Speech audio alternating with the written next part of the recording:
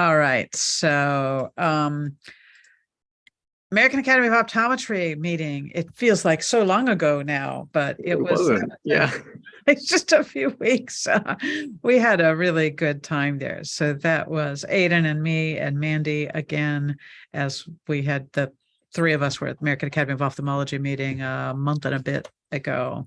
So we had a great booth position this time. It was so nice. And we were kind of near the entrance and we were across from one of the big companies. And more than once there was food being served right in front of us. That always brings lots of people. So lots of good conversations with doctors and lots of doctors showing interest in getting our literature to hand out to patients. So one of our December projects is going to be actually sending all those literature packets out to doctors so they can start handing them out. So that was exciting. Anything you want to share from San I was Diego? just looking for a picture. I don't have the picture of the three of us at the booth, but yeah, we had a good location. This one had a few more students than, well, it had students and the ophthalmology meeting didn't, so that was fun. Trying to think. Yeah, just getting the word out about the foundation, talking to doctors and people who are interested. It's a fun place to be. Growing the organization and, like I said, getting the word out there. I think just when doctors get it, they get it. And they're like, they see the sign and they want to talk and they have a patient in mind. They're like, oh my gosh, I know the person who needs this brochure or who wants to be on your Zoom group. So yeah, trying to just help more people and get the word out. That's all that comes to mind. So like 3 times. Yeah. Yeah. And other little side meetings and things. And there's lots of great posters at the meeting too that I enjoyed. And let's see, I caught up with an old friend, an optometrist from Canada that we were on the same committee on the TFOS DUCE 2 years ago. And we talked about trying to get together a study to kind of quantify the benefits of using moisture chamber glasses, that is something I've been really keen on. So I'm hoping we can do that. Lots of opportunities, always new ideas and things coming up. Super All right. interesting. Yeah. We've just been making some international connections as well. I mean, Canada, UK, Mexico, France, France. Yep. organizations that are looking at addressing dry eye in their countries. And it's funny. I think we found some organizations that are a little bit further ahead than us and some even newer organizations. So we're getting to know our peers and seeing how we can collaborate. So that's been a fun, unexpected product of these meetings too. Yeah. Also connecting with companies who are interested in providing financial support for the foundation, for our helpline in particular, which is exciting. We're moving those along bit by bit here to be able to do a little bit more this next year. All right. I have one new little thing. I stopped blogging a few years ago because my workload was just too heavy. But what I used to do for a really long time on the Dry Eye Zones blog, which is still there, it's just kind of shows that it stopped around 2019. I would just go through my PubMed and news feeds every so often and look for any interesting studies that have been published and just pull out some highlights of interesting stuff going on, and news too in the drug world, the device world, the business world, things that affect us or will affect us in the future. But ran out of time to do that. And I was talking with somebody recently in our community who had been suggesting that I could start a podcast. And that was a little bit too large of a project for me to consider right now, but it did lead to further discussion about how can I just get some of those headlines out there in a way that's kind of compatible with the workload. So anyway, I resurrected a blog, made a new little blog on Dry Eye Zone, and I'm just going to start putting things up there again. The danger for me is I just don't do brevity well. When there's something that interests me, I want to write it up fully. So I'm going to be trying to exercise self-control and post headlines and links, and from time to time, write more commentary on some things. So maybe you can just pull that up. Yeah. Do you want me to share my screen? I've been looking at it. Sure. I put it on YouTube. Is it just these 6 posts? 'Cause Yeah, there's, like, I next just big started it button. this morning. Got it, got it. So Yeah, those were things in my recent feed. So that's all it's gonna, I mean, just drill on any of them Yeah. and they will have a link and more stuff in them. So actually click on that high impact one, that one there. Yeah, this is a GVHD, a graft v host disease study about quality of life impact. And Mhm. this is a narrow piece of dry eye, the GVHD crowd, but I loved what they did. It was all about getting the patient voice on this. How is this affecting you? And just how much is this impacting your day-to-day basic activities? And high impact disease, and dry eye was the highest impact piece of the disease, people were saying. Anyway. Oh my goodness. Yeah. Aiden, one of the things I found when I put that blog up is we definitely need to update, or I need to update the theme on Dry Eye Zone, because I couldn't even read this stuff while I was posting it. It's just small. I don't know if it's hard visually for other people, but it was for me. So I figure there might be others out there. But anyway, it's there. If you see topics of interest, actually, can you go back to that list again a sec? I think there might have been 1 or 2 others I wanted to point to.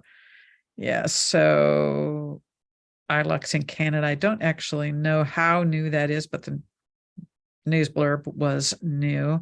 So it sounds like these devices are getting around.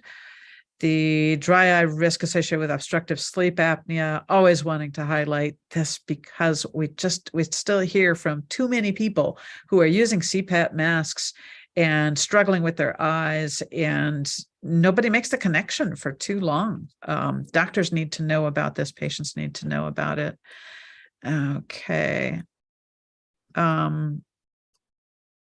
Then there was another analysis of the DREAM study. That was the great big NIH funded omega-3 be all and end all study for dry eye that became so controversial because it said that omega-3s really didn't actually improve things more than placebo. But then there were arguments about the placebo being olive oil.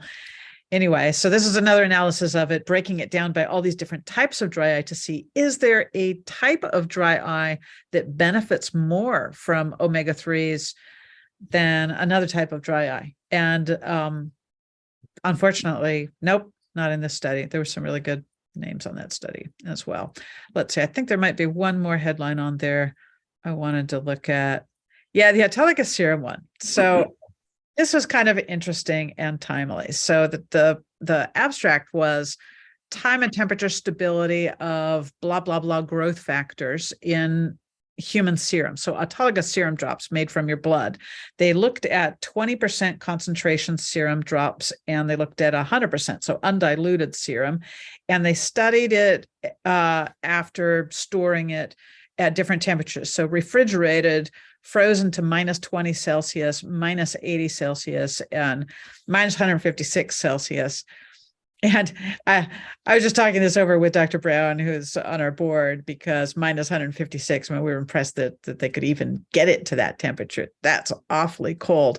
The winner, I don't think I highlighted this on the blog post. The winner was -80 degrees Celsius. You could keep it stable up to 7 months at that temperature. Actually getting it to a -156 had a worse outcome than the -80. You get to a certain point of cold and it's actually doing more damage. But the interesting thing to me on this study was in the context of our education program about biologic eye drops on the market that don't have evidence of safety and efficacy, right? This study on serum here, it starts out by talking about how the concentration and stability of the growth factors in it is essential to it working. If those growth factors aren't stable, intact, and highly concentrated in it, then it's just an expensive drop, right? So that statement is descriptive of biologic eye drops containing proteins, growth factors, cytokines, chemokines, etc. in general, not just autologous serum. And it is quite broadly known, the scientific community certainly knows that to keep those proteins, those growth factors and things intact, they have to be stored frozen to keep them intact over the longer term after they're made, right? So I'm looking over this abstract, and the thing I'm asking myself is, see, these people didn't even, when they did this study, they didn't even say, we're going to, just for comparison, we'll take some bottles and leave them out at room temperature to see whether they stay stable. And the reason they didn't bother with that is it's so well known and established that none of this stuff stays stable at room temperature. Nobody would even put that in a study because it is a foregone conclusion. You don't need to prove that proteins are unstable at room temperature. And yet somehow, with the biologic drugs that have proliferated on the market, the Regenerise and Stimulase, people are forgetting that. So it's a time to go back to some of the basic science about how biologics work. Anyway, so I'm just wondering, yeah, how they measured the viability of the proteins. right. That, such specialized tests that you have to be able to do that. That's something we were digging into recently. Dr. Brown had been working on it because we were trying to figure out, how do we get some Regenerise Stimulase tested? And it's not easy. You cannot just walk down the road to a lab and ask them to test for these things. That's pretty Presume you'd involved. have to know what's in it first too, right? To Yeah. come up with the right test. And Right. they know because they're looking at specific growth factors or whatever. So Yeah. Shot in One the of the dark. things we came up against in looking into testing of proteins in these types of eye drops was that a lot of tests that are done might show that proteins are present, but not necessarily that they're going to do you any good, because they could just be like protein fragments that are no longer intact and can't help you, but they're still there in the bottle in some form. So takes very sophisticated testing. No. All right, what's next? So we have our quarterly board meeting tomorrow. Lots to discuss there. It's been a busy year.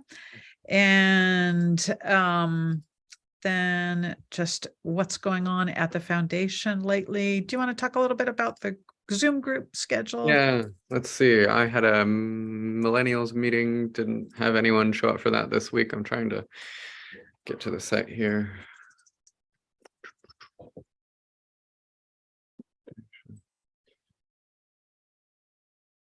Just remind myself what we actually have. I think you have mental health on Monday. And then we still have our Zoom group and live stream scheduled for the day after Thanksgiving. I don't know if we're gonna keep that, honestly. I don't know what you think.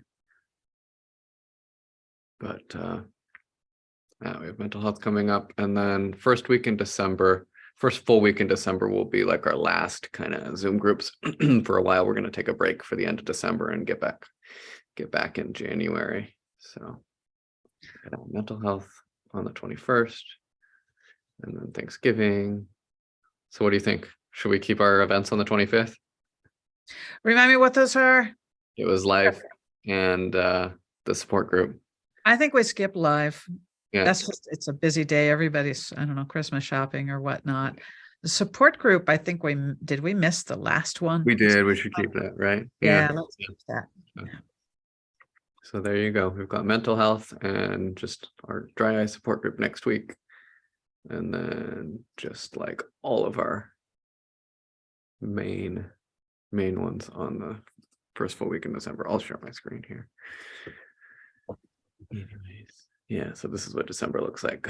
They all just happen to line up on the same week, or maybe we just scheduled it that way so we could take the rest of the month off. I can't remember at this point, but that's what you got. Yeah. Right.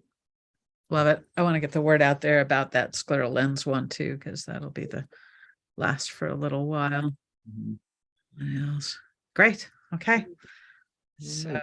we know December is a busy month, but I didn't want to cancel all groups. Want to have some before we kind of head into a break period. So I think we'll be back maybe mid-January. Likely. But yeah, board meeting tomorrow and we'll go from there. Trying to think.